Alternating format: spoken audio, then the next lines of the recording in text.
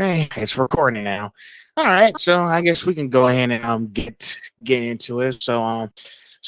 Hey, this is Phil Coop Productions, host of the Conversation Podcast, and I have a special guest here with me tonight. So go ahead, introduce yourself. Who's Carmen I'm speaking to tonight?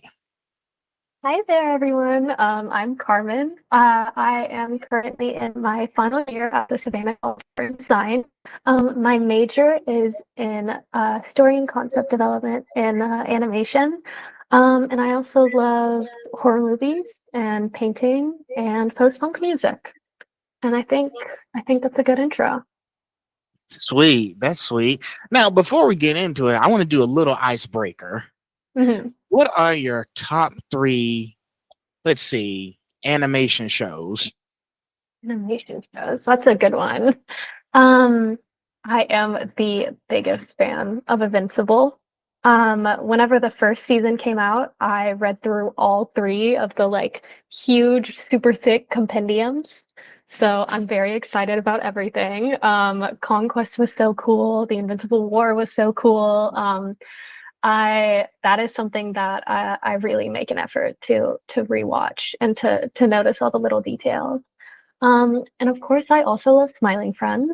Who doesn't? In this, and it's very popular at SCAD. And then for a third, I mean, I love some Adventure Time, definitely.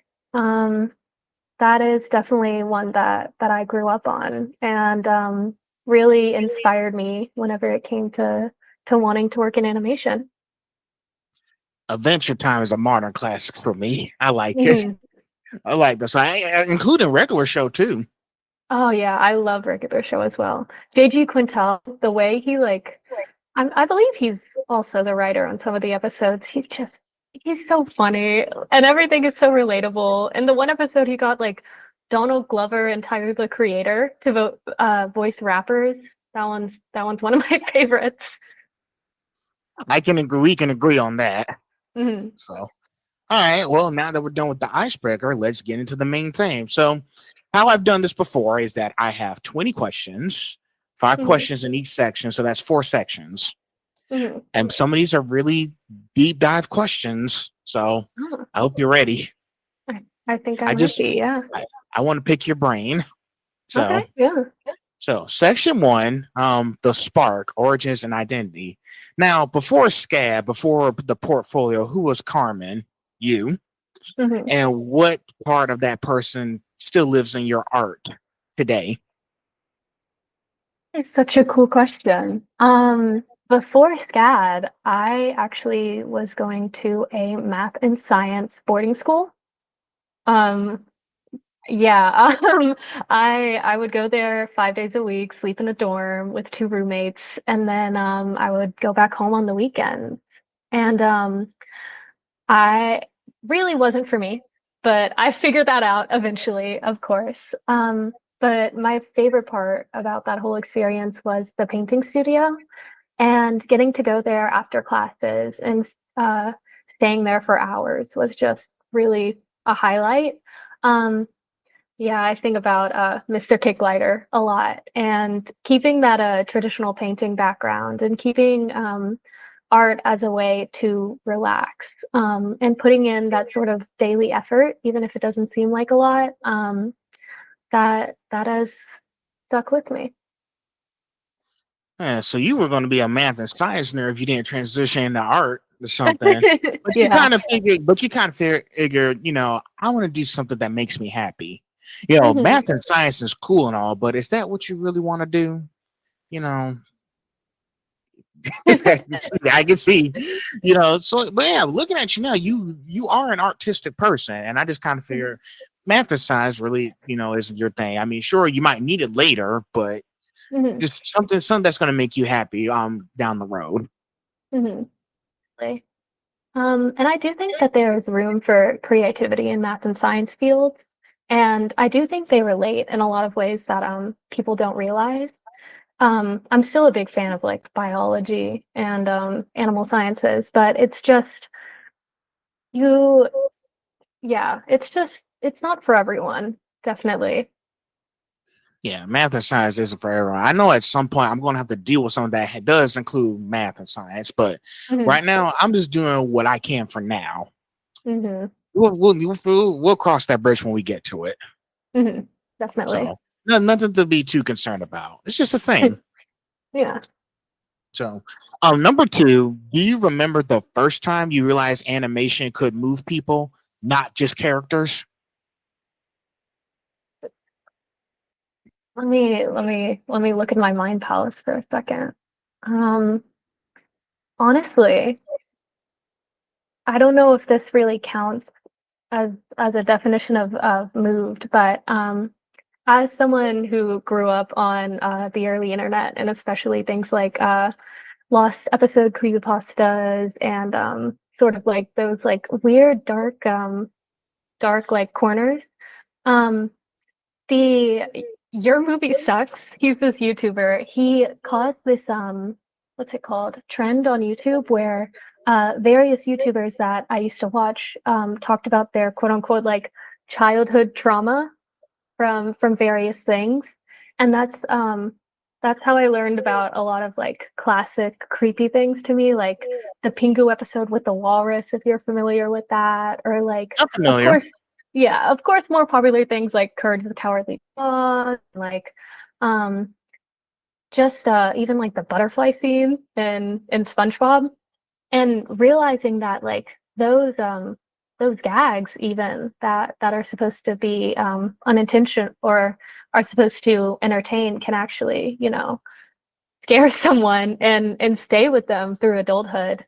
I think that is really the first time that I realized that animation can move people.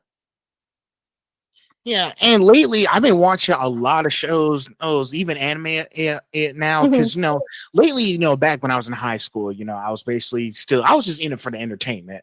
But Yeah. now as us getting older, I'm starting to pay attention and understand the context. I'm starting to understand the context behind the episode I'm Uh-huh. watching. Okay, now I understand what this episode about. This guy's going through some trauma. He has to deal with a Hmm. situation that he made a mistake before. How can he fix it? Basically, Hmm. like so similar kind of situations. Like let's take for example, like I watched a new episode of My Hero Academia today, the final season. Yeah, I heard There about was that. something there was something that caught my attention that episode where All Might was not giving up. After All for One killed Stain, because he did kill Stain, Hmm. All Might was still trying to fight because he didn't want to give up just yet. I know he's supposed to be retired, but he's about that life. So Yeah. he was in that situation, and here's something that caught my attention. Hercules, his AI robotic partner who gave him to be All Might in season 7. Yeah. Basically, he was even everybody he was like it was illusions, the computer AI and all that stuff. They was telling him to live. Hmm. So basically, they Hmm. didn't tell him like his destiny was not to be killed, but he just wants him to live Yeah. because he likes being there for others. And then you get to the scene where he's about to be killed by All for One, but Deku can't do Hmm. anything because he's still occupied with Shigaraki. Yeah. So he thought he left that crying, weeping wimp back in the day, but now he's Yeah. about to lose his mentor. Hmm. So it's like, hey, what are we gonna do? So then Hmm. Bakugo pops up, and then All Might's starting to understand like his time is over, but end of the Yeah. end of the era, and then it says Yeah. and dash. That was it from the preview, but at the end of the episode, it says end of an era and the Hmm. beginning. And the beginning. Huh. Yeah, that is that. Yeah, I mean, all of those story beats really make you feel like, oh no, and then like, yeah, like it's incredible how of course with anime especially, you really feel these like intense character moments, and especially whenever a show is allowed to go on for a while, you really get attached to the characters and you really want to see them succeed. So, so that's great. Yeah, Carmen. And the more you watch it, the more you see that there's actually real life situations. Like when I Hmm. watched this episode, I was like, some people can't do this forever. So Yeah. it's up to them, like their mentors, to teach the next generation how to do things. That's why they said in the episode End of an Era in the beginning, like All Might was passing the torch to Hmm. his to his pupils. You know, Hmm. Izuku, Midoriya, and Katsuki Bago, he was giving the torch to them because it was time for them to continue what he started. Hmm. So Yeah, basically, there was a life lesson in there. that's nice. Yeah, So, it and I seems to think, teach evolution. yeah, and I know what you, Carmen. The more that you pay attention to the animation, the more you can understand the context of like Ugh. how. Because I know you plan. If you, I don't know what you're going to do after when you get animation, your Mhm. animation degree and stuff. But I know that whatever you do, I know you're going to tell your own story and added some context into it. Yeah, yeah, definitely. And I think having that level of like personal experience to your stories is especially powerful. Um, I'm really trying to think here. I wonder, I don't know too much about the original author of My Hero Academia, but I would love to know a little bit more about like his writing process and his designs of the characters. And I wonder if there's a little bit of him in all of the characters, you know? The probably is, to be honest, I never had a chance to actually meet any of the authors who wrote all these Shonen Jump series, all these comic Hmm. book series. Maybe, I think the more we go to conventions, maybe we can ask them some questions if they got a few minutes. Like I know myself, when I go Yeah. to one of these conventions this Christmas, Anime Week in Atlanta, I was Hmm. gonna try to, at least, if I can just spare at least 5 to 10 minutes with the voice actors and just talk to them if Hmm. I can. If I I know that if I ask nicely, they might be able to speak me for a few minutes. Like, Yeah. listen, if I gotta pay a certain amount of money just to talk to you, I would do that. But Hmm. Very true. but yeah, if I can just spare just a few minutes talking to them, I understand what's going on. Hmm. Maybe they can make it happen. Yeah, that's true. But yeah, I'm a big fan of voice actors and getting their perspective on the shows that they've been on, or just the projects they've worked on. Because in my experience, like acting as those characters, even though you might not know, the ideation behind them, or you might not, write the words that you're speaking, you still sort of like get them in an odd way because you are like acting as them. And it is interesting to sort of get that individualized perspective from a voice actor about like how playing this character made them feel. Yeah, because sometimes, they all put their like own personal experiences into these Hmm. characters. Like basically they have to decide for themselves, okay, how can I channel my personality into this person I'm playing? Yeah. It's kind of like you have to brainstorm exactly who you're voicing. Now it Hmm. may take some time. It may take some time, but at least you're having the chance to understand what they've been through and how you can do it. Hmm. So, Definitely. um, number three, how has growing up and finding your own voice shaped the way you animate or design worlds? What is it? I'm sorry, I have to stop saying that's a good question for everyone. But I really like that. How did your own personal experience? Um, I feel like specifically where I grew up in, a lot of people who are more what am I trying to say? Who find I'll get there for a second. Sort of experimenting with a lot of different things and knowing that something truly isn't for you, like what I experienced at boarding school and with math and science and stuff like that.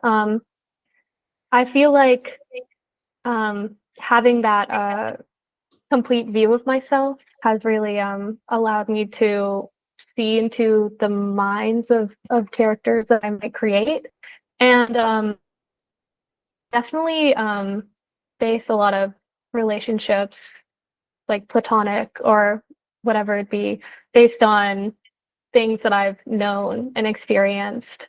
And mostly I look at ideation as just a way to really like research. And I love doing things like that. I love going down rabbit holes Like I was researching for a scuba diving character and getting to know like specifics about all of these like pressure sickness and all of these events. And mostly almost really getting academic about that sort of thing is very fascinating to me. I hope that answers your question. Oh yeah, oh, it definitely does. It definitely does. I know you had I know sometimes, when people be like, "Oh, how do I find my own voice?" I know Hmm. you had to go through like personal challenges. You had to go into unknown territory and Hmm. understand, okay, this is new for me. How do I don't know, how do I get through this? Do I just like do it one day at a time? Do I have to research for days? Like, Hmm. how do you do it? Yeah. You know? I really love that proverb. The way to eat an elephant is just simply one bite at a time. Um, I find that these like huge Herculean tasks that you can never imagine yourself actually doing, as long as you take them in manageable chunks, it is never as hard as you think it will be. And a lot of the time, I feel like I struggle with feeling like I'm late to a lot of things.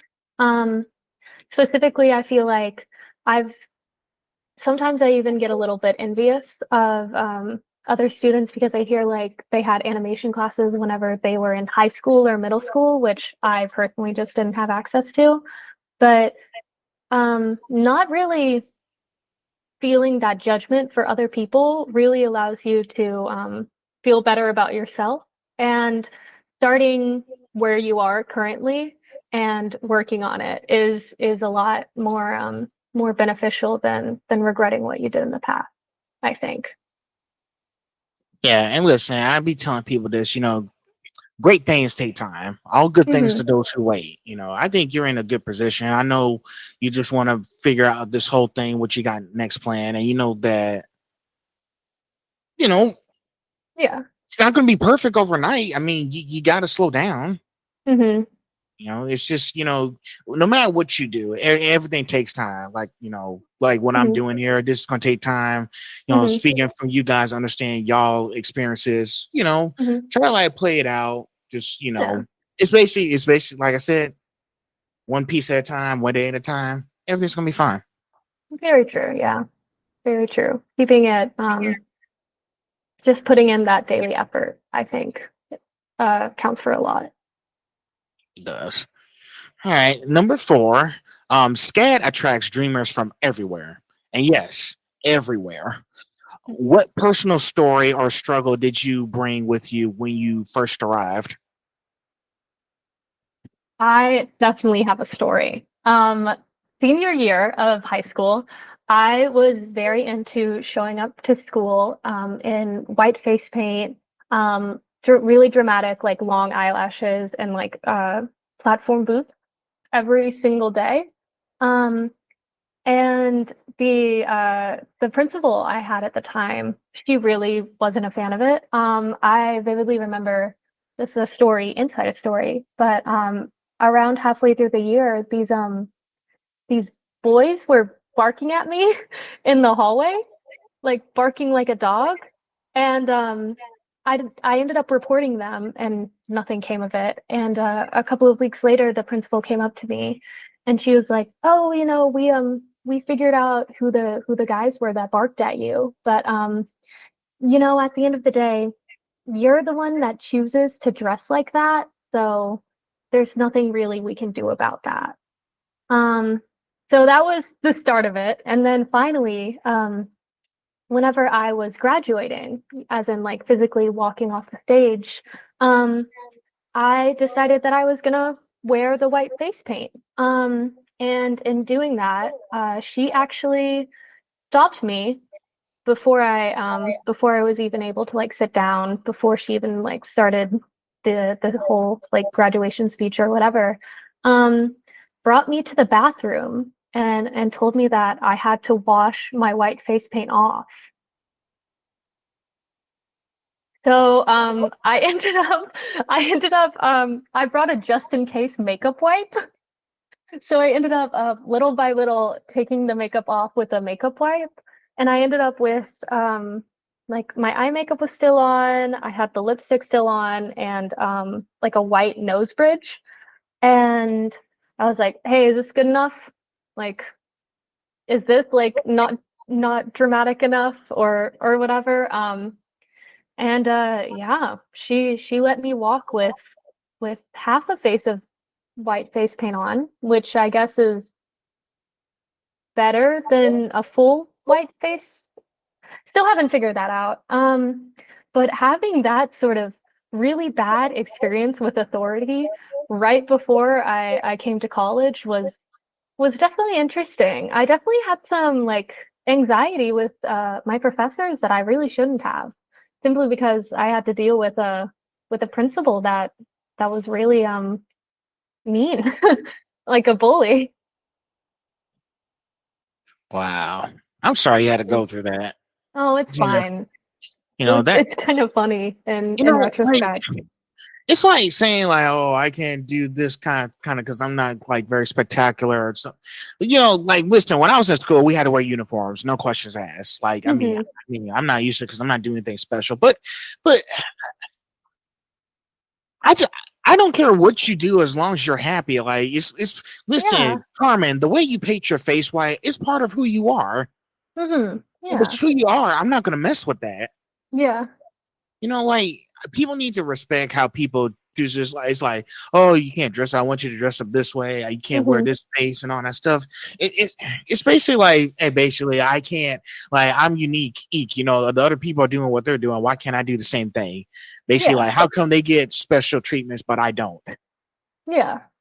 I definitely understand that. I don't think, yeah, the way someone looks is really none of my business personally, you know? Like people with intentional or like things that people are born with, I don't really think it's anyone's place to judge what someone else does, you know? I heard something that happened. I have a friend who I interviewed a few months back. Her name is Uh-huh. Allie Woods. Sometimes she goes by Allison Woods, but it's really Allie Woods. She has blue hair. When she was Uh-huh. in high school, I think the principal told her to wash her hair before graduation to get that Hmm. blue hair off of her. But I was like, that's why would you do that? That's Why who would she you do is. that? Yeah, I totally Yeah. agree. Um, yeah, and I remember I ended up posting that whole story to social media, and mostly people were on my side, but there was a few people who were like, like whenever you get done with the phase that you're going through right now, you're gonna regret looking like that in like your senior portraits or whatever. But um, I'm a senior in college right now, and I I don't care. I don't I don't think it's that, big of a deal. I was gonna say, like, hey, you haven't had any experiences on SCAD selling people with your white face or anything, have you? You haven't had any experiences? No Nope. bad experiences, no. Okay, so I'm just making sure because because I know like SCAD is supposed to be like diverse and inclusive no matter what you do. But like Yeah. SCAD, like the whole purpose of Savannah College of Art and Design is to be creative. So Yeah, of people course. have creative stuff. They got like like me, like I got pop culture shirts on. You got Hmm. like face like colored hair. Some people have green, pink hair, blue hair. Yeah, You have red hair, white face. The whole purpose of that college is to be creative, no matter what you do. I Even agree, be definitely. creative. Even be creative in your own appearance. Hmm. Like I don't care if you dressed up as I don't know. I don't care if you dressed up as you know Ariel from the Little Mermaid or something. Yeah. As long as it makes you happy, Hmm. or dress up as Harley Quinn. Yeah, very true. Yeah. So I think more people should take advantage of the fact that they're like, the way they present themselves, they can show off their interests, show off like, it's just so much fun. I wish more people did it. And I'm very grateful for SCAD for having, a lot of creative people visually. yeah, because we all wear certain stuff that expresses who I. As you can see, I'm wearing my Superman shirt Hmm. because because you see my posters in the back because I'm into all Hmm. this stuff. I'm going to make some changes here. I'm probably going to add some pop figures over there. I'm trying to like I don't Nice. have a lot of room. Listen, I have like a lot of pop figures around. I got Yeah. more coming. I got the Hmm. Arkham City pop figure coming. Batman Nice. Arkham series because because I'm a huge Batman person. And here's the Mhm. thing: I have the Arkham Asylum Batman, the one with the background and everything with the big case. Yeah. I have the Arkham Knight pop figure. I have the Arkham Knight Batmobile from Jada Toys from Amazon. That's on my room. Yeah. And yesterday, got this. Yeah. So I think you saw in my story. I'm a huge Batman person. hmm Yeah. So It's hey, that is awesome. yeah, Are I you don't know if you excited play. to play? Yes, I'm excited to play because thing is, I wanted to see what the Arkham trilogy is like on the Nintendo Switch 2, which your hmm guy has right here. So, Nice. so Nice. can you blame me if I like this stuff? Yeah, No. people be calling me like just being a nerd and geek for time. I'll say that's okay as long as I Mm, like what I like. of course, yeah. It's so much more freeing to like what you like than to worry about what other people think is like socially acceptable or E- whatever. e- Exactly. I think I might start playing this later in October because thing is I hmm want to start as soon as I get the Arkham City pop figure. So Yeah. Yeah. this is good. This is gonna be on my to-do list for hmm late October next month. But hmm the best part is I didn't even buy this digitally because I've been trying to get back to buying more digital copies, like be hmm like a collection. Because one time, if you know Kyle Heber who voices Gohan, he was Yeah. saying, what sucks about streaming services? Well, some of your hmm favorite cartoons don't stay on there for long. But if you're a No, collector, no. like me, you won't have to Yeah. worry about that. Yeah. Sure, it may take up more space, but you'll always be close to the favorite stuff that you like. So he Yeah. was showing That's he was very showing true. he was showing the Looney Tunes classic collection. He was actually watching Looney Tunes while he was doing this little video. That's nice. So like for me, like I know I didn't purchase the Arkham collection digitally because I didn't know what was going to happen. So got the physical copy. hmm That is So good. That's a good idea. can't wait to play this game. But hmm oh yeah, I'm going off topic. But well, No, it's it's good. Don't worry. so, but yeah, Carmen, don't let anyone stop you. If you want to dress up, if you want to use white face for a lifetime, hell, go and do it.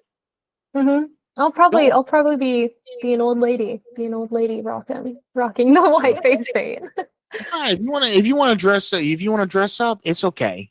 hmm Don't let nobody stop you. Keep doing that stuff. Like if you want to hmm dress up as Harley Quinn or something, look like a Harley Quinn kind of person, do that. hmm All right. Yeah. So, Yeah. Definitely last will. question. This section will be on to section 2. Sorry, Yeah. when Oh, something no like this problem. comes up, I start venting and I start getting excited. No, like it's good. It's good that you're, passionate about this.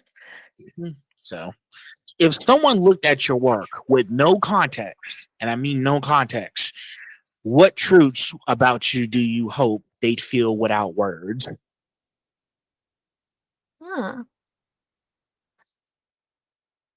I hope that they see I have an eye for detail, definitely. I try, especially with my bigger pieces, to really fit in a lot of different references. And I love, even though I know, especially on things like Instagram, no one ever really zooms in or anything like that.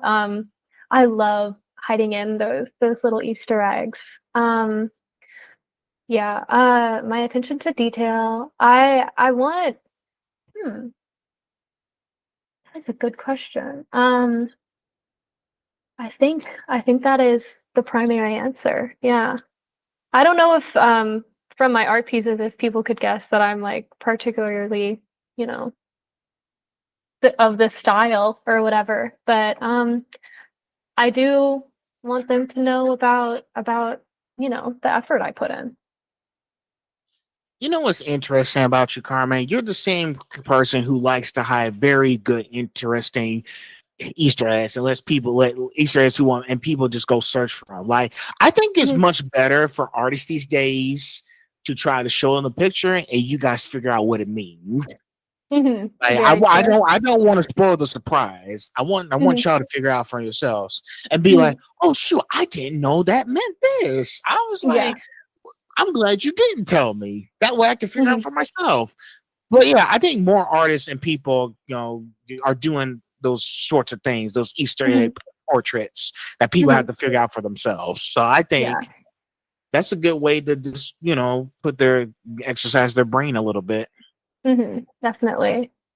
And it's also I love stories hearing about whenever certain people interview certain artists and they say like, "Oh, by this choice, did you mean this?" And the person is like, "No, I didn't mean that at all." And there's I actually have this saved like on my wall because I think it's so important. A It's a really crispy printed out thing of The Death of the Author by Roland Barnes. It's this really important passage, to me at least, about how once a piece of art or a text is put into the public, um, the the author's original intention is kind of null and void in a way. And really allowing for art to be interpreted in a variety of different ways and for people to sort of make their own meaning out of that. I think that that's very cool. That's why, hey, reading is fundamental. I'm telling you, it's like sometimes when I be reading like those kind of stories, like, William Shakespeare or anything, they Mhm, have all kinds of context clues that you have to go look for. Like, I'm not giving you everything for free. Like, here's the thing. mhm, Every time when I be helping someone, they want to ask me a question. This is mostly like at my other job that I work out with Kumon. I do work with students. yeah. I'd be telling them, like, did you read first? Did you go look first? And I'd be like, I don't give up the goods for free. No, not for free. I don't want to spoil. I want you to figure it out for yourselves. Yeah. Like, what if you get into, like, what if you come across the problem and you have to figure out the context clues? Not like a life or Mhm. death situation, just something very simple, like a I'm sorry, I'll puzzle. be right back. Oh, sure. Sorry about that. I'm back. You're good. You had to take care of something right quick. Yeah, it's taken care of now. Okay. But do you get what I'm saying with the whole Hmm. like context clues and everything? Okay. Just Very just much, make yeah. make sure. Just Yeah. make sure. I 'Cause, yeah. Go ahead. Go ahead. No, I totally understood what you were saying. And everyone coming to their own conclusions independently, I think is very important. It's 100% important. Hmm. All right. All right. We're in section 2 now. So the process, discipline meets emotion. Hmm. Now, walk me through your creative chaos. When a new idea hits, how do you capture it before it slips away? That is fun. I feel I keep on wanting to like show off things, which I don't whenever I don't think I need to. But If you have to, you can. Nobody's yeah, stopping you. good. A big part of my creative process is keeping multiple different sketchbooks. Specifically, this one I've been trying to focus on not erasing and also like this is I sort of call it like a garbage sketchbook. It's really more about like getting anything down, even if it's like messy or it doesn't look very like visually impressive. And in doing that, you sort of I sort of get rid of this what's the word I'm looking for? This pressure I have for an idea or a sequence in a larger thing to be perfect. And sort of getting down that really messy first idea and then allowing yourself to look up references at a later date or polish it digitally, I think really allows for you to get more done. Hey, listen, I like those sketchbooks that you and doodling. Like, you want to have like those sort of notes. Listen. Mhm. It's basically like, let's say for example, I saw this TV show. I'm trying to remember what it was. I think it was like Avengers or something. It Uh-huh. was like he was saying, like, I think it was in season 4 when they had to deal with the Beyonder and Battle World. Uh-huh. He was saying to Tony Stark, "Do you ever just work around your lab, just wait for something amazing to happen?" Something like that. And I think Yeah. that's the same thing with you, Carmen. You want to make sure like something spectacular happens. So you have all these ideas you're just ready to have in your notes. You'll be ready for what you're getting ready to do next. Definitely, yeah. So Allowing for a lot of different things to sort of be blossoming at the same time is a big deal for me, I think. I can tell because listen from what I've been taught going around looking at the SCAD student, every SCAD student they have all these ideas that come in their head, Hmm. and it's like they just sit around and try to brainstorm, and be like, what's about to happen? Like, do I expect Hmm. something amazing to happen to come out of my head, and it just starts going? Like I Hmm. said, basically working in the lab, you want something, you just hope for something to happen. Yeah, yeah, definitely. And it's also, I think, maybe even like putting down things or putting in like the creative work, even whenever you're not feeling particularly inspired, I think is very important. Um, Simply because like I find once I really get into like a groove of doing something, that's whenever a lot of good ideas come. That's whenever I get a really cool idea for like a storyboard, or that's whenever I find like the silhouette of a character that I find really interesting. Carmen, keep doing it. I like it. Keep doing it. Thank you. Next one. What's a moment where the art fought back? Like the art really fought back. A Mhm. project that forced you to grow, whether you were ready or not. My freshman year, I took my first story and concept animation class.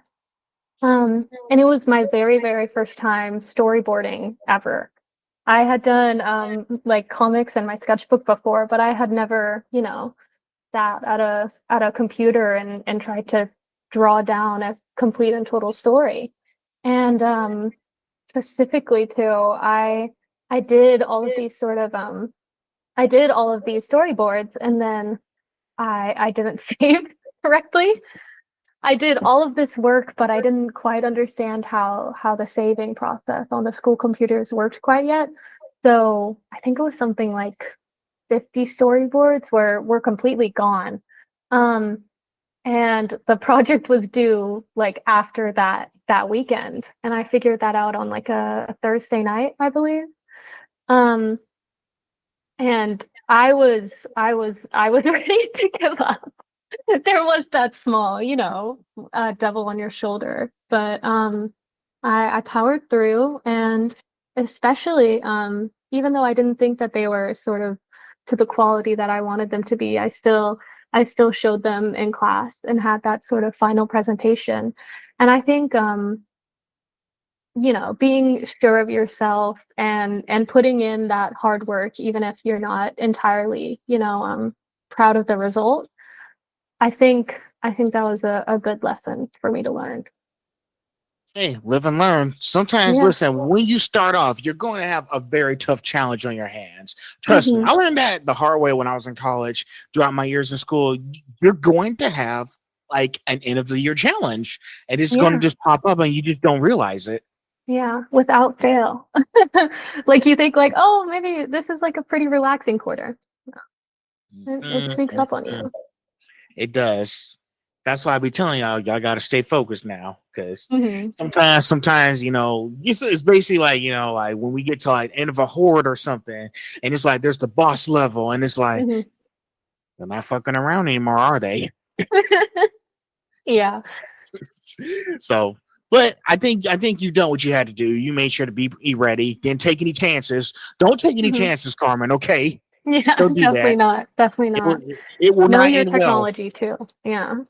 It will not end well for you. Don't do it. Hmm. No, Hmm. listen. Do the research. Put down some notes. Hmm. That listen. Ever since I've been doing this stuff, going to like very amazing places, I do my research on the place before I go there. Listen, before Good I even idea. go to Yeah. anime, even before I go to Anime Week in Atlanta, I Hmm. even put up the schematics and the building on this place. Oh yeah, you got deep into the planning. I want to do some digging, some deep digging, make sure I have Hmm. everything I need before I go in there, because there's like a lot of floors. There's like 12 floors. Hmm. So I had to break it down, because last time when I went there for another convention, I was in my amateur hour. But Yeah. me now, I learned my lesson and know what I Hmm. have to do. Now I'm doing research on a place. I'm breaking down the building, what to expect, the do's and don'ts. Hmm. And guess what? More people have been respecting my work. I've been getting DMs Yeah. saying, "You did all this research by yourself and broke Yeah. this down." Yeah, pretty much. Yeah. Yeah. Good on you. I'm telling you, people be underestimating what I do now. Yeah. So, and guess what? One of the previous interviews, she's a cosplayer. She said, "I'm going to have to take a picture out of your. I'm going to have to take a page out of your book and do research." She wanted to see. She wanted to take a page and make sure she understood because pretty much she's going to all these conventions now and be like, "Hey, I got all the research done. I want to make sure I know exactly what I'm doing." So yeah, she said, please come take Yeah. a page Good out of my idea. book." Yeah. Good idea. Especially with conventions. I mean, I've I get lost in them so easily. And Yeah. sometimes you like these, you know, guests that you really care about, you're not really sure where to find them and things like that. So really making sure you're like squeezing the experience for all it's worth is a great idea. Speaking of guests, I also did my research on all of the guests, the VAs that are going to be there, because I want Hmm. to, because like I said, I do want to talk to them for at least a few minutes, if it's possible. But because Hmm. I want to pick their brains and learn more about, because there are a few people like Mexicans, Vietnamese actors, and I just want to pick their Hmm. brains and understand their story. So I make sure I research them and I put the questions for them in my notes, so I have them Yeah. ready. Yeah. Because Good idea. they're not going to wait around for you to ask questions. Not going to wait around for you to come up with a question or stuff. Hmm. Like Yeah, we have to be quick. I have so much gear on me. I got my GoPro camera with these microphones and Uh-huh. everything. So pretty much I'm all checked up because I'm all prepared. Yeah, it's good. I It's good to be catch much. prepared. So many people kept coming to me and saying, "Is that a GoPro camera?" Yeah, I got it back in March. I was missing a few items and I needed them. Hmm. So, because here's the thing, Carmen. When after Animation, which was in Savannah earlier this year, is coming Yeah. back in the next 3 months. Hmm. So I was like, okay, what am I missing here? There's something that I'm missing. I just didn't know what it was until I started doing the research. So I Hmm. looked and I was like, huh, people are using this thing called a GoPro camera. And I looked what it was. I was like, oh, so that's what it Yeah. is. You get to Yeah. strap it on and you start hit record. So basically, it's like a body cam. Yeah. So I've had a similar experience with pencil extenders. I love figuring out about all these different like art trinkets simply because I love being able to use art supplies for all their worth. And one time I saw someone with like this thing and being able to use an entire pencil is so much fun to me. Like this is where the actual pencil is, but in order for me to be able to handle it better, you can buy pencil extenders online. that's sweet. Also, going back to you, I want to ask, like, you've been writing storyboards. Don't you ever thought of selling your art or something? I mean, don't you ever thought of selling? I don't know. I mean, I'm Hmm. just pointing out because I was like, has she ever considered maybe selling some of the work she's done at a convention or something? I don't Hmm. know. Have you thought of that? I have. I am definitely interested in getting into that sort of world because it is a great place for people to sell prints or stickers and stuff like that. But I want to make sure I do my research in getting the highest quality prints, and I want to make sure that the things that I'm selling are things that I'm proud about. And yeah, there's definitely certain pieces that I've done where I've been like, it would be nice for someone to maybe like hang this up on their wall as a poster. Yes, yes. Listen, like I said, and you're taking a page out of my book. Research. Do the research first. Do that Hmm. first. Because thing is, when I went to the convention center, which is across the bridge, there have been a lot of SCAD students going to these conventions. Hmm. I've been paying attention. I was like, yep, most of these guys, these artist alley places, they're from SCAD. They've done all Yeah, this. yeah. So so yeah, Hmm. so I think you'll be good doing that kind of stuff if you want to, Carmen. I don't want Yeah, to, I you do. know, Yeah. don't force yourself to do stuff that you don't want to do. If you Hmm. want to, it's totally up to you. Yeah. I But think, yeah, in the coming years, I really, really hope to get into that world more. so but I can tell by the excitement in your face you want to do it. Hmm. So I'm looking forward to it. Can't wait to see what you Yeah. do. Yeah, Um, I'll keep you posted. so, what's let's see. Wait, I just asked that question. Excuse me. Oh Animation gosh. is patience in motion. How do you keep your passion alive through the slow frame by frame grind? Good background noise. I love some good background noise. I feel like I'm very proud of my music taste, which is so lame, but I love being able to go on like Airbuds, which is this music site, and seeing like, oh, you're the only listener of this artist or whatever. Having that sort of like very curated sort of background music to my life, I guess, is very nice to me. And sometimes with specific songs, you really have that sort of daydream to them. And having that daydream while I'm doing maybe like repetitive tasks is very nice. I also love audiobooks. I'm a big fan of audiobooks. I've been going through some Victorian novels while I work. I have some background noise. Listen, sometimes when I be folding up clothes, I just turn the TV Hmm. on and put something on. Sometimes I put Yeah, on you music, gotta. movies. Sometimes I watch anime, Hulu, whatever I can Hmm. find, and Hmm. just go Yeah. from there. But yes, definitely background noise does help. Sometimes you'll listen to some music that'll just help Hmm. you get through like the slow because this stuff doesn't happen quickly. So you gotta Yeah, have something to keep you definitely. occupied while you're doing it. Definitely.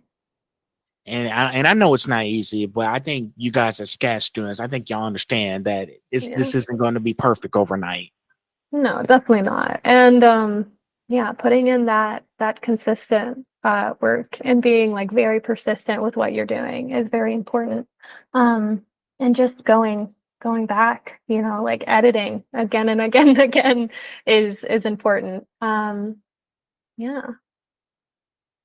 Yeah, and listen, Carmen. I know it's like take it like this. It's like you're trying to paint a picture, like sculpture everything, make sure everything's Hmm. perfect. Slowly, if you do it too quick, it's all. One thing I will say this, and people don't understand these days, it's all about the quality, not Yeah. quantity. Yeah. Very much. Yeah. 'Cause I'll give you an example. When Kevin Feige was releasing all those Marvel movies, these Marvel movies right here, and I Hmm. was like, Ant-Man and the Wasp did not do so good. Neither did the Marvels. Guardians of the Hmm. Galaxy Volume 3 was like the only one that did good. Yeah, that Right was here. that was like a dark period Yeah, of the Guardians of the Marvelverse. Galaxy Volume 3 is like the only one that did good in that Hmm. cinematic universe. But yeah, because the reason why it flopped because y'all releasing so many Marvel movies like in 1 year, and I'm like, Hmm. hey, B, like take your time. We're not going anywhere. Very true, yeah. And another reason why I'm not really a fan of a lot of those movies from that Marvel era is they really rushed their special effects artists. Gave them these like really tight deadlines, and that's why the special effects aren't as good as a lot of their other projects. And I think especially with huge movies like that, with these like huge crews, you really have to give your care to everyone in the crew, especially ones that really, sell the believability of the whole thing. Yeah. It's like I said, doing these things like films, video games, TV shows, animation, Carmen, it's an art. It's Hmm. like you don't want to rush the art and then it's not going to be good for everybody to look at. Definitely. Yeah. So, but I think you already got that part down. Hmm. Thank you. Yeah. I think that, yeah, not rushing, taking your time with things. I see a lot of people trying to get entire projects done using all-nighters, and I do understand where they're coming from, but like I said, I think that like consistent daily work is a lot better in the long run and a lot better for your creative process. Yes. Yes, it is. Carmen, you're doing great so far. Just take your time. And like I said, great things take time. So Hmm. never give up. Yeah. Well, thanks. Yeah. Um Number 9, when your inner critic gets loud, talking about your inner critic, your own self. Mhm. What do you tell yourself to silence it and keep creating anyway? Mhm. Yeah. We kind of I kind of talked about this before with the whole like, oh, I feel like I'm behind or whatever. I feel like I'm behind a lot of my peers who were able to get this sort of like animation experience before me. Um, and whenever I sort of feel those feelings, I remind myself that this is I'm not, that person 5 years ago who wasn't given access to those resources. I'm this person now, and I need to work with what I have. And it's important to sort of see yourself as a work in progress, I guess is the word for it. And not everything you make is going to be like exactly what you envisioned it to be. Um, and it's just sort of nice too to not judge people, because as soon as you sort of stop noticing these like supposed flaws in other people's artworks, you sort of feel your high expectations for yourself, maybe slowing down a little bit and being less harsh. And of course, it's important to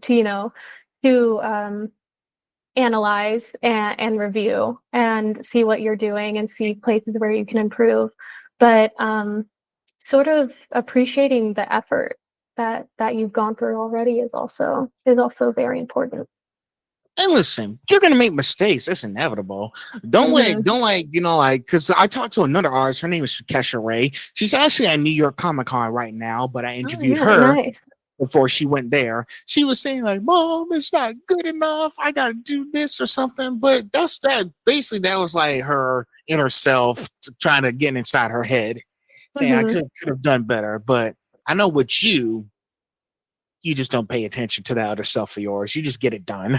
And I know Hmm. I know it gets a little overwhelming and devastating and challenging at first, but I think, once you just start doing it, Hmm. it's really that simple.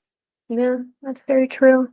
Uh, I like that one tweet that's someone talking about no one talks about how distressing Halloween costumes are for the ADHD community. And then someone I'm getting there, I promise. Someone replied and said, you people can't do anything.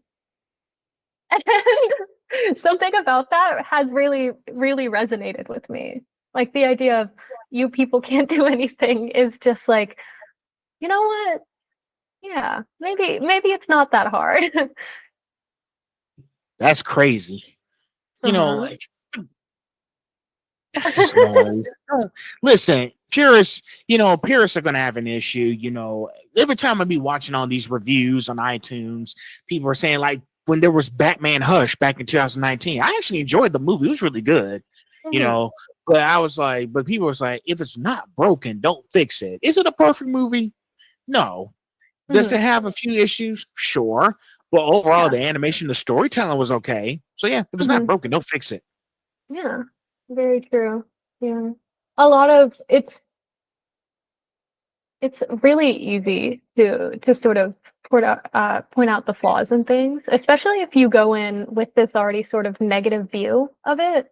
Um, and especially online, and especially with a lot of these reviewers, I think they want to have the next big like, oh, this is horrible, this is like a new low or whatever, just to sort of like get more clicks even. And sort of realizing that a lot of more things fall in like the middle, is important. Yeah. And I think that's a lesson for everybody. I needs to understand, like, hey, if when a finished product comes out, if somebody does this, all right, like take a second and actually look at it first Hmm. before you start preaching about how bad it is, Hmm. because Very true. that's what they usually do. And it's like, like keep your opinions just yourself because nobody asked. Hmm. Very true. So, um, last question. This section will be at section 3. We'll be at the halfway marker. All right. How do you know when a piece is truly done, or do you ever believe it is? Hmm. There has really only been like a handful of pieces that I've drawn, painted, and then like even posted or not posted where I've been like, yeah, this is done. Um, and it sort of comes back to that level of detail thing I was talking about, but it's also, I think, being able to post something, even if it's not, to your personal standards, is very important. And sort of having that consistency and knowing when something should be done can sometimes be more important than the idea of like, oh, did I like fit everything I wanted to fit into this art piece or whatever. Um, and and yeah, I think especially recognizing what a level of doneness should be, like a rough storyboard or like an Instagram post where you're trying to post daily is a lot different than the level of doneness of like a project that you're supposed to work on all quarter. There's something that you told me just caught my attention. We used to talk about when you ever believe that your work is done. You know, some people they always find themselves in this giant pit of paranoia, Mm-hmm. and that's true. There's nothing wrong with being paranoid. Like you want to make sure this thing is done imperfectly. That's Mm-hmm. why I said that phrase, pit of paranoia. Like we all Yeah. find ourselves in it because we want to make sure this thing of is done correctly. Like like sometimes when I go to different places and I be like, Mm-hmm. oh shoot, I don't know about this place. I have my my own senses to be like, I don't know, is this done correctly? Is this place a safe place? I Mm-hmm. listen every time, every day. Sometimes I be paranoid because I want to make sure I'm okay, make sure Yeah. this stuff is done. Don't want to take any chances, and it's a good thing. I mean, at least you're being more, cognizant and more aware of what you're Mm-hmm. doing. That way, you won't experience any kind of like backlash when the stuff. At least you'll know like the positive and negative outcomes. Of this piece isn't done right. If I'm in a space safe spot, Yeah. etc. If you see where I'm coming at with all this. Yeah, definitely. Yeah. Um, yeah, that paranoia can be difficult. Sometimes it leads you in the right direction, but other times I feel like it really inhibits your ability to move on to newer things, you know? Yeah. Pros and cons. There's always Hmm. pros and cons. Listen, everything you do, there's always going to be pros and cons. Hmm. Just keep those two words in mind. Hmm. And then Very true, yeah. afterwards, once you brainstorm for a bit, let's come up with a single solution and Hmm. see what happens. Yeah, yeah, very true. All right, halfway marker now. So section three, Whee! the soul, meaning, vulnerability, and perspective. What emotions do you find hardest to animate, and why do you think they challenge you? Hmm. Hmm. That is interesting. Um, I don't do too much like true like frame by frame really developed animation. Um, but in terms of like physical human expression, really it's hard for me to really get into like true like horror and fear, I would say. Simply because there is that small part of me whenever something is especially like what's the word I'm looking for? I guess maybe like um intense or horrifying where I almost feel a little bit of a judgment from myself being like, oh, this is quote unquote like cringy or this is sort of too dramatic, I guess is the word.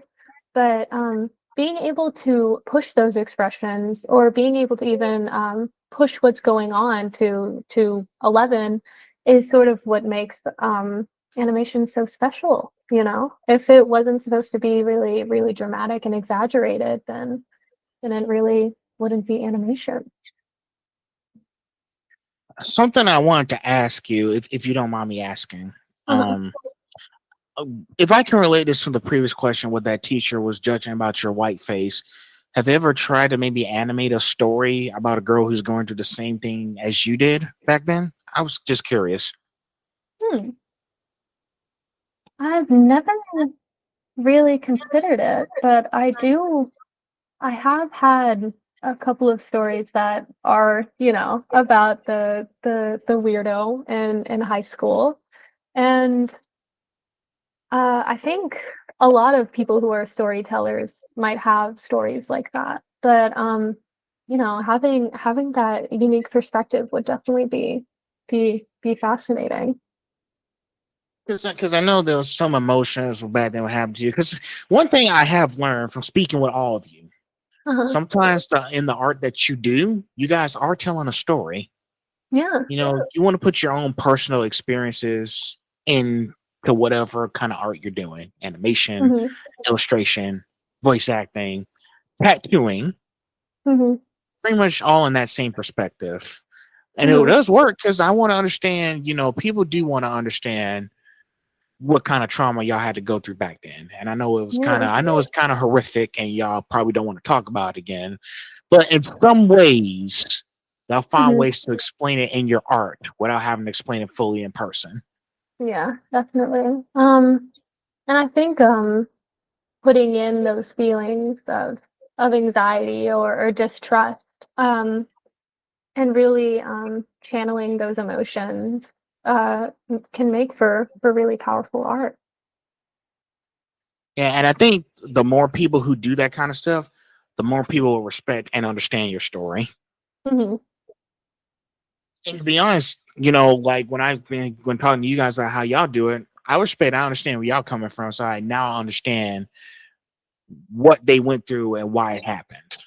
That way Yeah, I can understand, shoot, I feel like I'm a part of her story now because I had a chance to ask and experience it. yeah, yeah. That's very true. That's the good thing about people telling these personal stories is you can really get inside their heads and really understand um, what was going on and almost feel like you experienced it personally. You sort of get that empathy. Yeah, I want to have empathy. That's why, same thing. Like when I go talk to these people at conventions, I want, like I said before, if I could just spare if you can just spare at least 5 to 10 minutes, whatever I have to do first, I will do it. So I can just sit down and have like an honest, genuine conversation with you. Yeah. Like, listen, Carmen. Back then in high school, like I said before, I was all about the entertainment. But now that as young adults, we are getting older and wiser. So Hmm. it's like I want to know what's going on behind the scenes. I want to know how this is being made. Like, can you Yeah. tell me much? Can you tell me much how this all happened for you? How this is made, so I can get an understanding. So Yeah. just having those like honest, genuine conversations. Hmm. Yeah, it's important. And especially understanding the creative processes that go into making like these huge films or like various animated projects. That's something that is very fascinating to me. I think I should keep doing that. Maybe, just going around and just telling people, it may not be like, in film or any other kind, but just people in general. Cause I know there's y'all, there's Yeah. billions of you guys to talk to. And I just want to at least have a few minutes Hmm. at least, Hmm. even if it's 5 minutes, just Yeah. something like Very give true. me Yeah. something to work, give me something to work with. Hmm. Very true. Yeah, having those genuine conversations with people just, I mean, it makes your life feel more lived in, knowing these people, really just, I don't know, it really gives, to me at least, like a sense of like completion and purpose. It does. Plus, it makes me feel whole. Hmm. Have you ever hidden something deeply personal inside a project? Something most people would never notice. Ooh, I think I have. I think I have. Yeah. There've been, especially whenever I used to do more like traditional painting than digital art, I used to hide so so many things. And even now, I still do paint occasionally, and I love found paper. Found paper, being able to make a collage and then painting on top of it, I find it gives it this really textured effect. And sometimes you can hide little things in the text. For example, one time I made a painting full of late notes, like notes that I got from being perpetually tardy to class. Um, I made a painting for an orthodontist office that was the background was the Wikipedia page for orthodontistry. Um, and being able to hide those secrets and being able to put in these things is really fun. I don't think I have it with me on this desk, but I actually have a textbook that's from the 2000s or so, with these various essays about personal self-reflection and a lot of these like problems with body image and stuff like that. And being able to sort of hide these like reflections in my paintings is very fun.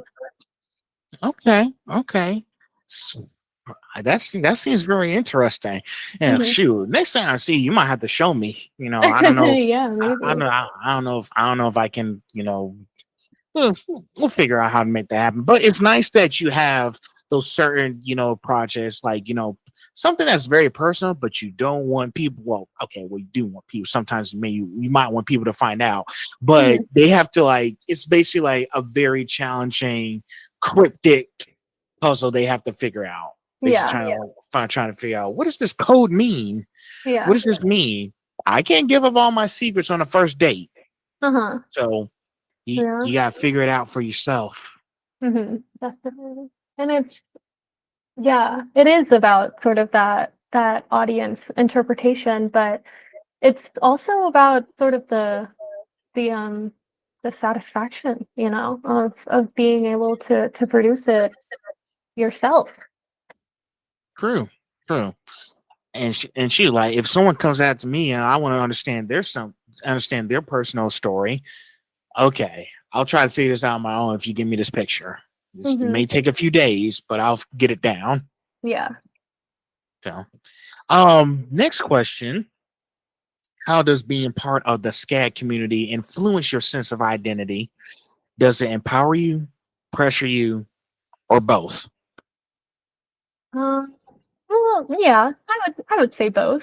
Um, but it's very nice being here, of course, because there's that very like focused environment, and you have these like network of peers and mentors or whatever. And it's nice to have those sort of like established academic buildings, studios, libraries, stuff like that, to sort of be able to build your skills and build a portfolio.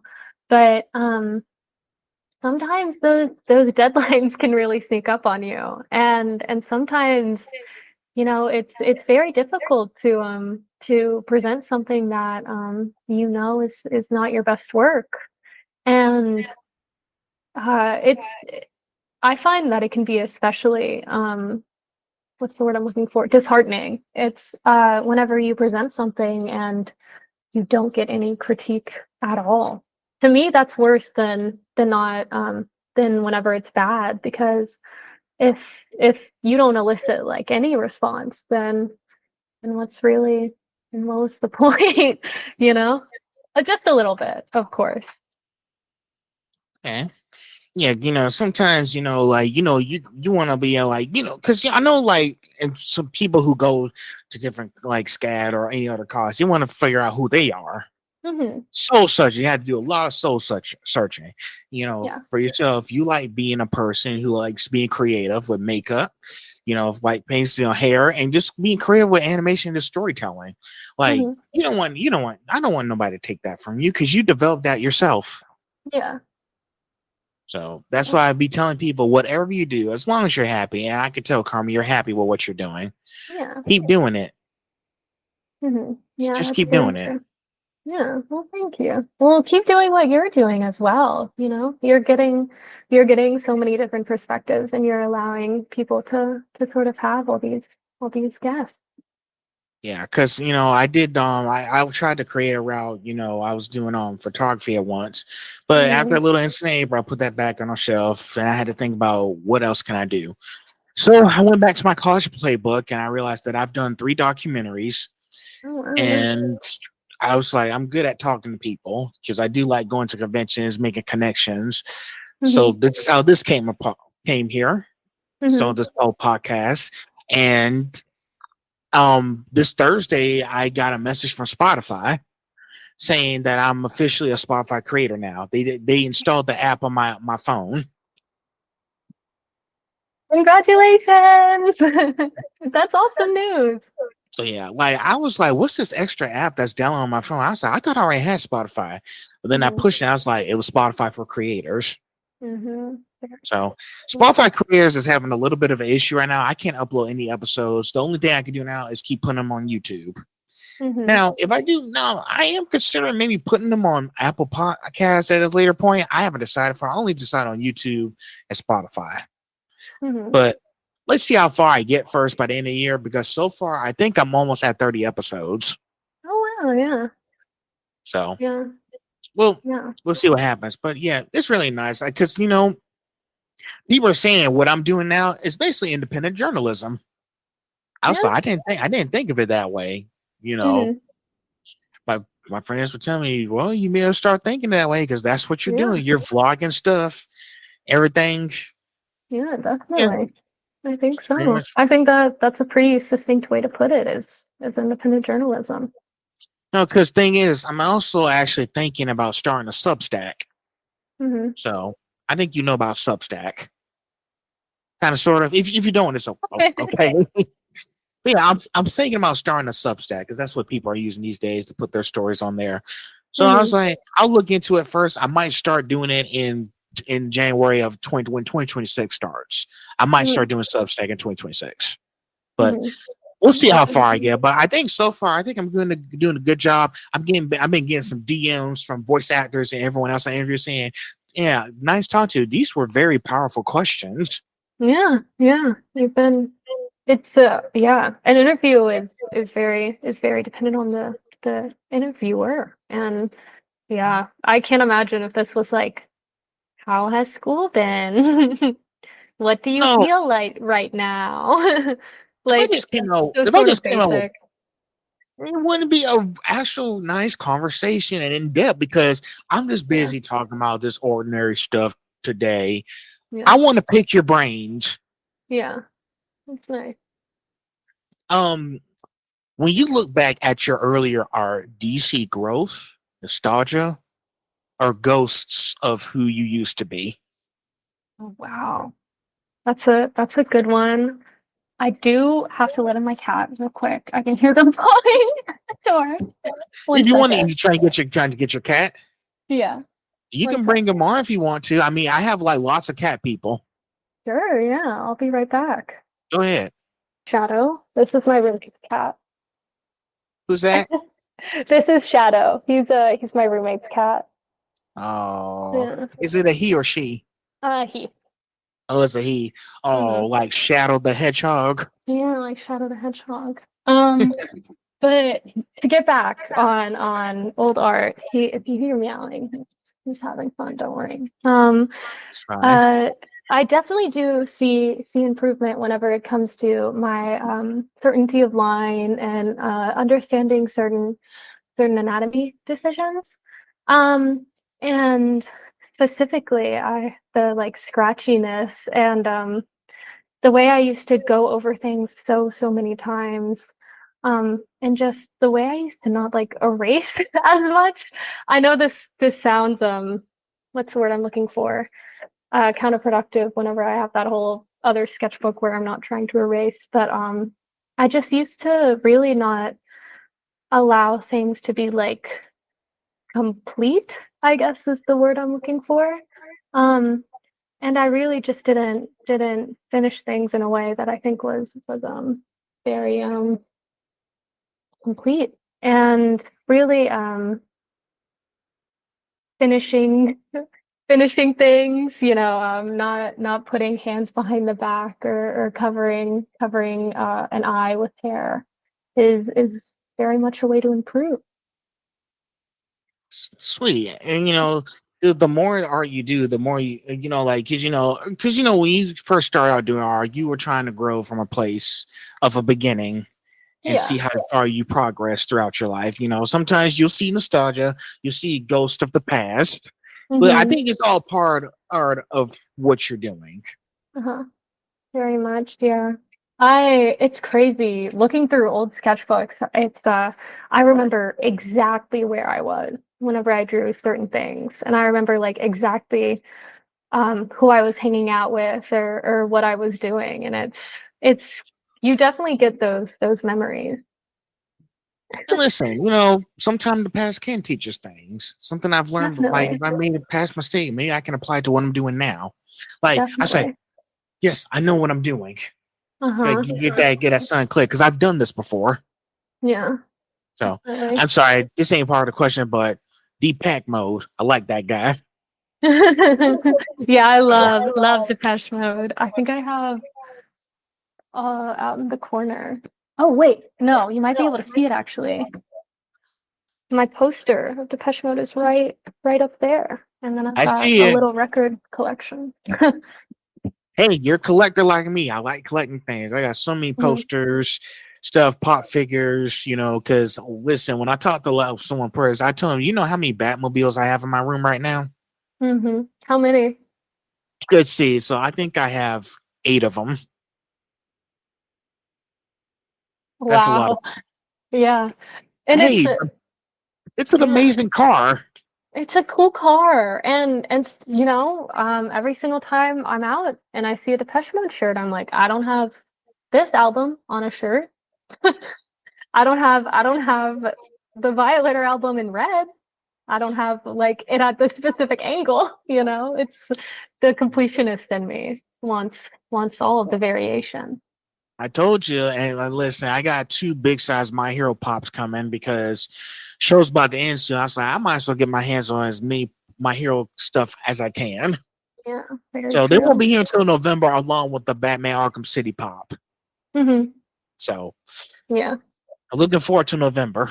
Yeah. So, but yeah, keep doing that stuff. Look back in your old sketchbook, look back in your own playbooks, and you'll be able to keep doing amazing stuff. Yeah, definitely. It's definitely a way to get the creative juices flowing. Yep. Yeah. Now, what's the hardest truth you've learned about yourself through animation? Um, huh. I think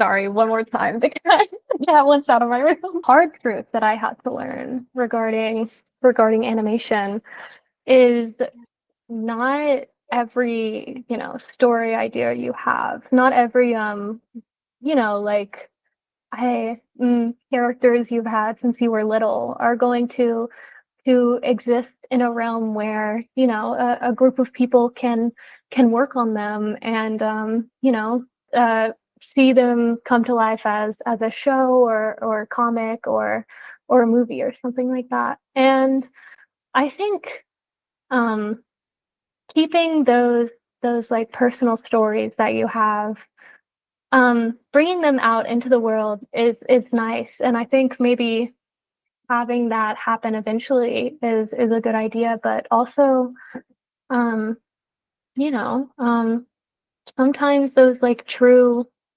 labors of love take time, and focusing on speed and collaboration is equally important.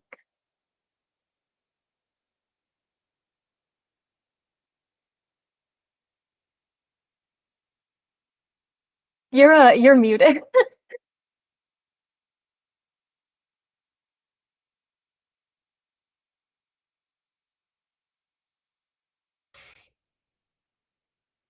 You were muted for a second. Can you hear me now? Yes, I can hear you. Yeah, sorry, this thing's been messing with me. But yeah, I caught everything that you said.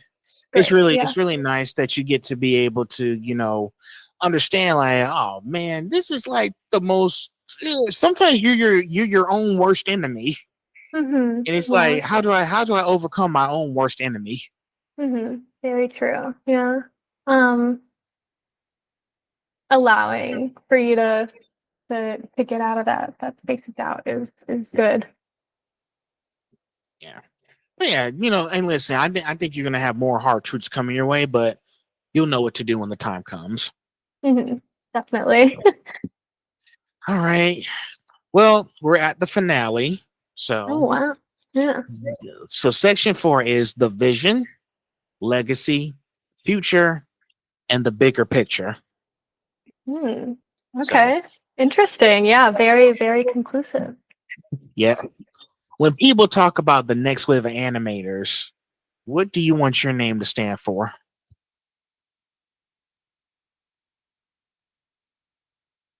Um, um, I would love for my name to stand for experimentation, I think, and creativity.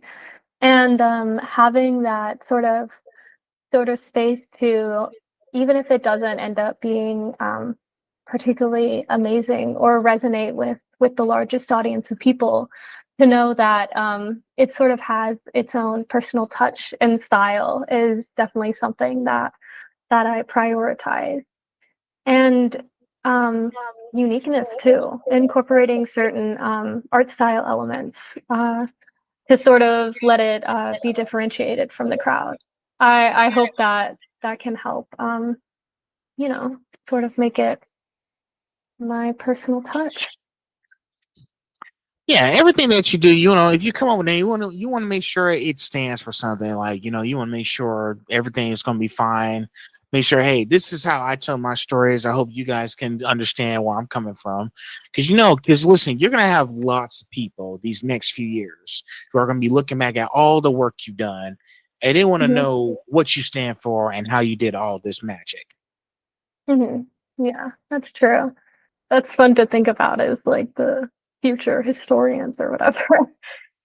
And the fun thing about you, Carmen, is you're still coming up with ideas even as we're speaking right now. Hmm. So Very I don't true. know what Yeah. it is yet. I don't. I want to be surprised when it happens. Hmm. Yeah. I'm So, glad. Yeah. um, what stories do you think need to be told in animation that aren't getting enough light? Hmm. Huh. Um, I think incorporating traditional painting in painting is definitely something that needs to be explored more, just simply in terms of technique. Um, but in terms of like story beats or writing, I mean, we've all seen those, or I hope at least we've all seen those things where it's like, this isn't for kids, and then it's like the most like toned down like violence or like a single drop of blood.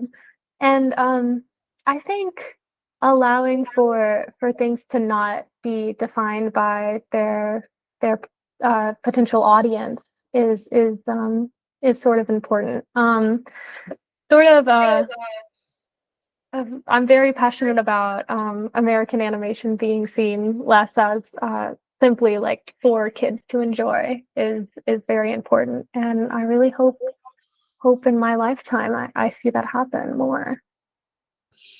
That sounds exciting because I know kids aren't getting exposed to a lot of things these days, but we want to Hmm. be able to give them the freedom to do so. Like, hey, they can see this. We have their consent to do so without any restrictions. Because I know there's a lot of adult cartoons that they shouldn't be watching.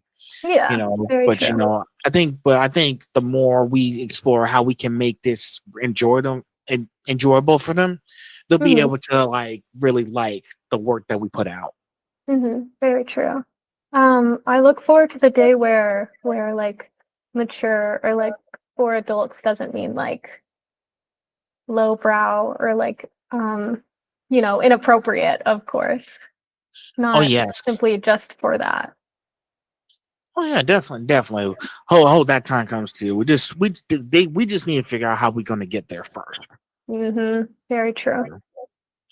Let's see. If you had unlimited resources and a small loyal team, what world or story would you build first? That is like the dream. Huh. I would love. I've had this story forever about this group of a student journalists in this high school that's all different marine creatures trying to figure out this huge mystery that this bully character was initially blamed for. But they believe that they're framed. I would love to be able to bring back those characters that I created such a long time ago and see them in a sort of a show that is maybe like traditionally painted and then done through stop motion or done through a sort of like 2D 3D hybrid that is like very very painterly. That would be great. And then if not that, there's just so many so many different story and comic ideas I'd love to play around with. Wow. Actually, you're already excited. But even before I asked that question, I was like, "Oh, she already excited. She ready, ready." But yeah, but looks like you like know what to do when you have a loyal team ready to get started on this masterpiece. Talking Hmm. about these certain issues. Hey, this is how I want the story played out. Let's Hmm. brainstorm and see how we get from point A to point B. Hmm. Yeah, So it's definitely important to have those sort of conversations and have like a team that you very much trust and that you can say things to and not seem too judged. that and just know the strengths and weaknesses of your team as well. Yeah, that's so. So number 19, how do you define success? Is it recognition, impact, freedom, or something entirely different? Hmm. I think, I mean, independence kind of gets to the root of it a little bit. But of course success would be nice to have that sort of recognition. We all sort of imagine that we're quote unquote like famous eventually for the things that we do. And it would be nice to be able to, financially support myself on these sort of creative projects and ideas. Um, but really just feeling that sort of like this is a like the feeling of accomplishment. That is kind of important as well. I feel like there's a lot of possibly successful people that go home and they don't feel successful at all. So having that sort of like connection to what you're doing and knowing that you're doing all you can is also important. Yeah. You want to make sure, I've done everything I had to do and I double checked. Sometimes that level of independence makes you feel like I've been successful. I did this all by myself without any help. And Hmm. listen, it's okay to still have help sometimes. Like I still ask my folks for help too. After, I know that, since I'm now 25, I have to Hmm. start really look at things and be like, hey, I got to do this on my own. My folks can't help me with everything. Yeah.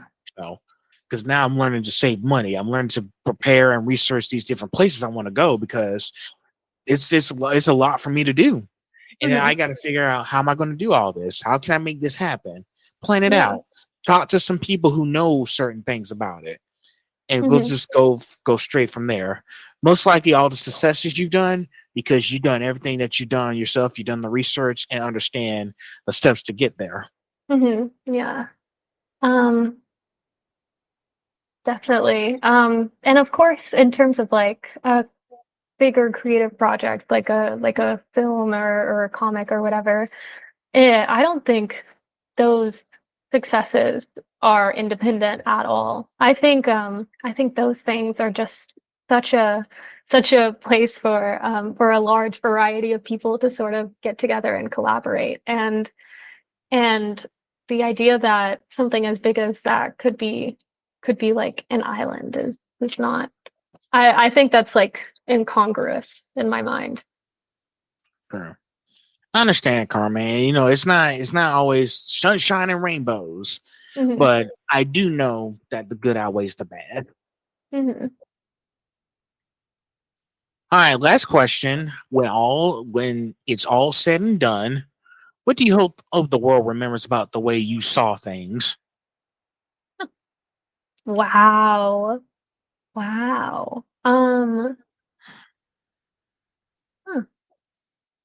I hope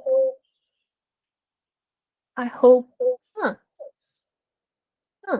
You're really getting down to the root here. You're really digging into my soul. I mean, I come with receipts now. Yeah, I hope through my art that people know that I feel deeply, and I know, or I've experienced things about the world that have left me with doubt, but it's about persistence and knowing that the people around you are very important to your well-being, and allowing yourself to be happy and to take advantage of opportunities as they come, and knowing that what you're working towards is still important, and just I don't know, all of these things, um, knowing that there's a sort of emotional complexity to everyone and everything. I hope that people can sort of glean that from whatever I end up making in the future. Wow, Carmen, that was pretty beautiful. That was amazing. That was amazing. That was a Thank beautiful you. answer. I think when people when you're because sometimes we just we all have to age at some point. Like I can't do this forever. We just got to do what we can for now. But when people recognize your work, they're going to be like, she really put her heart and soul into all this storytelling. She want people to understand her perspective and how she Mhm. got to where she was today. Mhm. Oh, thank you. Yeah. I that's what I hope for, and that's what I'm working towards. Yeah. Oh, I guess that kind of wraps up everything. So, but yeah, Yeah. this is Carmen. Wow. Make sure you go check out some of her work. Please go check out where she's come out with new ideas. Hmm. So, yeah, Yeah. please go check her out. She's very sweet. Yeah, thank you so much for having me on. Listen, Sure. whoever is listening to this, listen to all the other episodes of of this podcast. You'll meet so many cool people. Thank you, Carmen.